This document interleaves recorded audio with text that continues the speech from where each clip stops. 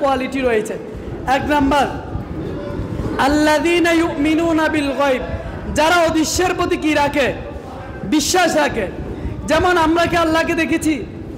নাস্তিকরা বলে না আনসিন ইজ নাথিং, যা দেখা যায় না তা বিশ্বাস করা যায় না। দেয়ার ইজ নো গড, ষষ্ঠ বলতে কোনো কিছুই নাই, নাউযুবিল্লাহি মিন যালিক। এরপরে জান্নাত জাহান্নাম এগুলো আমরা দেখেছি? দেখি নাই, বিশ্বাস করি। তো সম্মানিত উপস্থিতি ফেরেশতাদেরকে আমরা দেখেছি? দেখি নাই। এই যে প্রথম নাম্বার কি, আমরা গায়েবের প্রতি ঈমান আনবো। ওয়া ইউকিমুনাস সালাত, এরপরে আমরা যে আল্লাহর প্রতি ঈমান এনেছি সে আল্লাহ তাআলা আমাদের উপর নামাজ ফরজ করেছে, আমরা আল্লাহর জমিনে 5 ওয়াক্ত নামাজ কায়েমের জন্য কি করব? আন্দোলন করব। এটা মুত্তাকিদের দ্বিতীয় কোয়ালিটি, তারা নামাজ প্রতিষ্ঠা করবে। ওয়া মিম্মা রাযাকনাহুম ইউনফিকুন, এবং আল্লাহ তাআলা আমাদেরকে যে রিজিক দিয়েছে, রিজিক বলতে এখানে আমাদের টাকা পয়সা, আমাদের ছেলে মেয়ে স্ত্রী পরিবার পরিজন, আমাদের সময়, এটাও আল্লাহর পক্ষ থেকে, হায়াত এটাও রিজিক। এই রিজিকটা মুত্তাকিরা কার প্রতি ব্যয় করবে? আল্লাহর প্রতি ব্যয় করবে। এরপর ওয়াল্লাযীনা ইউমিনুনা বিমা উনজিলা ইলাইকা ওয়া মা উনজিলা মিন ক্বাবলিক, অর্থাৎ বিশ্বনবীর প্রতি যে কিতাব কোরআন নাজিল হয়েছে এবং আল্লাহ রাসূলের পূর্বে যে সমস্ত নবী রাসূলরা এসেছিল তাদের উপর যে আসমানি কিতাবগুলো নাজিল হয়েছে তাদের উপর আমরা বিশ্বাস রাখবো, ঈমান আনবো। এটা মুত্তাকিদের চতুর্থ নাম্বার কোয়ালিটি। এরপর আল্লাহ তাআলা বলেন ওয়াবিল আখিরাতি হুম ইউকিনুন, এবং যারা পরকালের প্রতি বিশ্বাস স্থাপন করে। আমরা যে রোজা রাখতেছি, আমাদের সম্মানিত প্রধান অতিথি এখানে বলেছেন, আল্লাহ তাআলা হাদিসে কুদসির মধ্যে বলেন আস-সাওমু লি ওয়া আনা আজিজি বি, অর্থাৎ রোজা আমার জন্য, এর প্রতিদান আমি নিজেই দেব। তা আল্লাহর কাছে প্রতিদানের আশায় আমরা সারাটা দিন উপবাস থাকতেছি না? আল্লাহর কাছে প্রতিদানের আশায়, এই যে পরকালের প্রতি যে আমরা ঈমান এনেছি, আমরা জান্নাতে যাব, এই আশায় তো আমরা রোজা রাখতেছি। তো সম্মানিত উপস্থিতি, আল্লাহ তাআলা বলেছেন আল্লাহর কিতাব থেকে তারাই হেদায়েত পাবে, তারাই মুত্তাকি, যারা 5টা কোয়ালিটি অর্জন করবে। এক নাম্বার যারা আল্লাহর প্রতি অদৃশ্যের প্রতি ঈমান আনবে, দ্বিতীয় নাম্বার যারা নামাজ প্রতিষ্ঠা করবে, তৃতীয় নাম্বার আল্লাহ তাআলা যে কোরআন আসমানি কিতাব নাজিল করেছে সেগুলোর প্রতি আমরা ঈমান আনবো। এরপরে আমাদেরকে যে রিজিক দিয়েছে তা থেকে আমরা আল্লাহর রাস্তায় ব্যয় করব। এরপরে আল্লাহ রাব্বুল আলামিন যে পরকাল আমাদের জন্য রেখেছেন সে পরকালের প্রতি আমরা বিশ্বাস রাখবো। এই 5টা কোয়ালিটি যারা অর্জন করবে, আল্লাহ তাআলা বলেন উলাইকা আলা হুদাম মির রাব্বিহিম, তারাই আল্লাহর পক্ষ থেকে হেদায়েতপ্রাপ্ত। ওয়া উলাইকা হুমুল মুফলিহুন, এবং তারাই সফলকাম।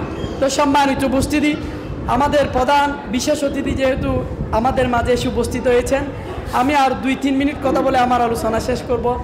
রমজান মাস আসলে আমাদের মধ্যে প্রতিযোগিতা সৃষ্টি হয়, কার সে কে কত বেশি খতম দিতে পারে। খতম দেওয়ার প্রতিযোগিতা। কোরআন কি খতম দেওয়ার জন্য এসেছে? রাসূলুল্লাহর এই হাদিস আমরা অবশ্যই মানি, মান করা হারফাম মিন কিতাবিল্লাহ ফালাহু বিহি হাসানা ওয়াল হাসানাতু বিআশরি আমসালিহা। কেউ যদি আল্লাহর কিতাব থেকে একটি হরফ পড়ে, যেমন আলিফ লাম মিম, এরকম 3টা হরফ পড়ে, তাহলে তার কয়টা নেকি হবে? 30টা নেকি হবে।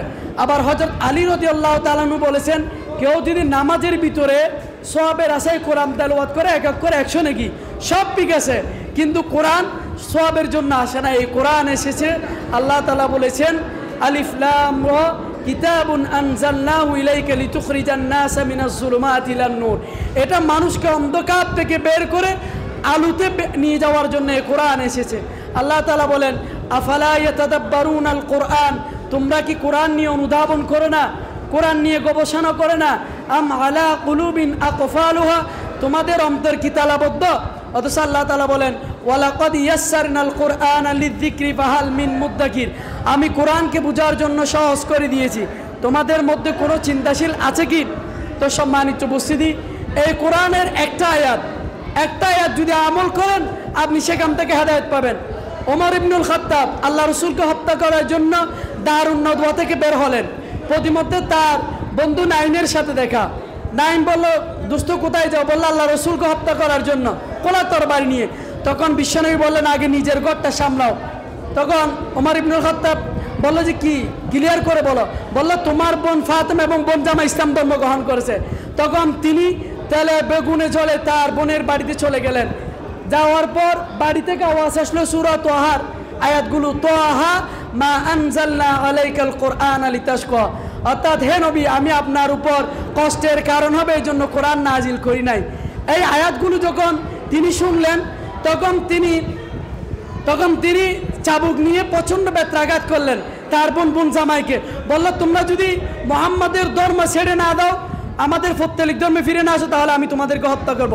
তখন বোন বলল, আমাদেরকে মেরে ফেলতে পারো, কিন্তু যেই জবান দিয়ে আমরা ঘোষণা দিয়েছি লা ইলাহা ইল্লাল্লাহ, সেই কালিমা আমরা জীবন থাকতে ছাড়তে পারবো না। শেষ পর্যন্ত ওমর ইবনুল খাত্তাবের কলিজার ভিতর আল্লাহ তাআলা কি করলেন?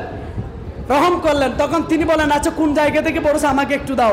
তখন তার বোন বলল, লা ইয়ামাসসুহু ইল্লাল মুতাহহারুন, অপবিত্র অবস্থায় এই কোরআন স্পর্শ করা যাবে না। তখন তিনি পবিত্র হয়ে আসলেন। আসার পর তাকে যখন পবিত্র কোরআনের ওই অংশটা দেওয়া হলো, সূরা তাহার 14 নম্বর আয়াতের দিকে তার কি গেল? দৃষ্টি গেল। তখন তিনি বললেন, ইন্নানি আনাল্লাহু লা ইলাহা ইল্লা আনা ফা'বুদনি ওয়া আকিমিস সালাতা লিযিকরি। অর্থাৎ ইন্নানি আনাল্লাহ, নিশ্চয় আমি তোমার আল্লাহ, লা ইলাহা ইল্লা আনা, আমি ছাড়া কোনো ইলাহ নেই, আনা ফা'বুদনি, কাজে আমার ইবাদত করো, ওয়া আকিমিস সালাতা লিযিকরি, আমি আল্লাহকে স্মরণ করার জন্য নামাজ আদায় করো। এই আয়াতটা যখন তিনি পড়লেন, তার চোখ দিয়ে পানি চলে আসলো। তিনি চিৎকার মেরে বললেন, আনতা রাব্বি আশহাদু আল্লা ইলাহা ইল্লাল্লাহ ওয়া আশহাদু আন্না মুহাম্মাদান আবদুহু ওয়া রাসূলুহু। কালিমা পড়ে তিনি মুসলমান হয়ে গেলেন। শুধু একটা আয়াত পবিত্র কোরআনের। তো সম্মানিত উপস্থিতি, কোরআন নাজিলের মাস, আমরা কোরআন বোঝার জন্য চেষ্টা করব, কারণ বিশ্বনবী আল্লাহ তাআলা